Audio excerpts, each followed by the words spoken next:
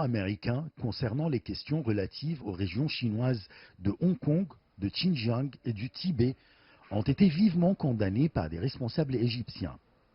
Selon eux, ces actes constituent une ingérence flagrante des États-Unis dans les affaires intérieures de la Chine, s'opposent aux lois internationales et visent notamment à entraver le développement du pays. Depuis sa création, la politique américaine extérieure dépend de l'utilisation de la force et l'ingérence dans les affaires intérieures des autres pays, à l'inverse de la politique extérieure chinoise qui repose sur la diplomatie et les relations amicales avec tous les pays. La Chine est une puissance ascendante. Les États-Unis souffrent de quelques problèmes économiques, donc ces derniers tentent d'entraver le développement chinois en tentant d'y créer quelques crises en vue de ralentir son développement. C'est ce qui se passe à Hong Kong et au Xinjiang. J'ai visité ces régions en Chine et je peux confirmer que ces allégations américaines sont contraires aux faits. Par exemple, le nombre de mosquées qui se trouvent au Xinjiang dépasse celui des mosquées qui se trouvent en Égypte.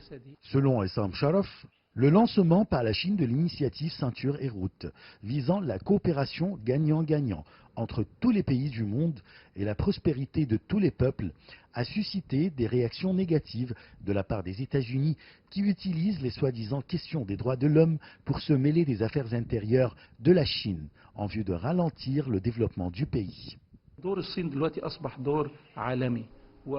Le rôle de la Chine est devenu un rôle international, notamment dans l'initiative Ceinture et Route. Celle-ci vise à réaliser le développement global dans le monde. Toute instabilité dans n'importe quelle région dans le monde influencerait le développement de la Chine et sa capacité de réaliser le développement global qui, à son tour, réalisera la prospérité de tous les peuples. Il s'agit d'une philosophie basée sur les principes de la civilisation chinoise. Essam Sharaf a salué les politiques sages entreprises par les responsables chinois en vue de faire face à ces allégations américaines qui ont pour but d'entraver l'initiative chinoise de construire un monde de destin commun, une initiative tirée de la grande civilisation chinoise noble. Depuis 2013, la Chine fait face aux provocations américaines avec sagesse.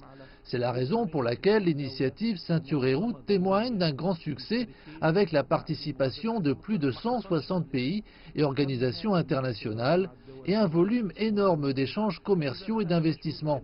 Je crois que les médias doivent jouer un rôle plus important dans la promotion de cette initiative qui repose sur des racines civilisationnelles et culturelles basées sur la civilisation chinoise, qui vise le développement et la prospérité pour tous, loin des politiques de colonisation économique et d'hégémonie que le monde connaît depuis longtemps.